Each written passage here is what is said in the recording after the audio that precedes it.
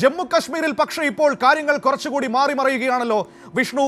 അവിടെ ഇപ്പോൾ NC സഖ്യം 47 സീറ്റുകളിലേക്ക് ലീഡ് ഉയർത്തുന്നു. BJP 25ലേക്ക് ചുരുങ്ങുന്നു. കാര്യങ്ങൾ മാറുകയാണോ ജമ്മു കശ്മീരിൽ?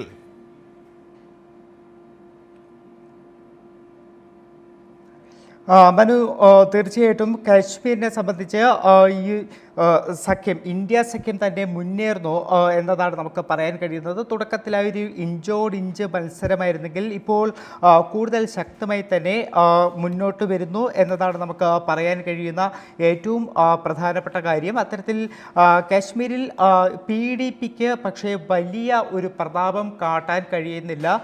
PDP ആകെ 4 സീറ്റിൽ മാത്രമാണ് PDPക്ക് ഈ ഒരു ഘട്ടത്തിൽ പോലും ഒരു ലീഡ് ചെയ്യാൻ കഴിയുന്നത്.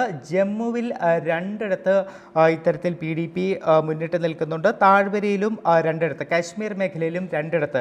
അതിൽ കൂടുതൽ ഈ ഒരു കാശ്മീർ മേഖലയിൽ PDPക്ക് ഒരു ലീഡ് എടുക്കാൻ കഴിയുന്നില്ല എന്നതാണ് നമുക്ക് കാണാൻ കഴിയുന്നത്. അതായത് PDPക്ക് കഴിഞ്ഞ തവണ ഉണ്ടായിരുന്ന ആ ഒരു പ്രതാപം ഈ തവണത്തെ തെരഞ്ഞെടുപ്പിൽ PDPക്ക് നമുക്ക് കാണാൻ കഴിയുന്നില്ല. അത്തരത്തിൽ ഒരു സാന്നിധ്യം അറിയിക്കാൻ കഴിയാതെ പോകുന്ന മറ്റു പാർട്ടികളുണ്ട്. അത് ഹരിയാനയിലാണ്. ആം ആദ്മി, JJP, അതോടൊപ്പം തന്നെ INLD, ഈ 3 പാർട്ടികൾക്കും ഇതുവരെ അക്കൗണ്ട് തുറക്കാൻ കഴിഞ്ഞിട്ടില്ല എന്നതാണ് വസ്തുത.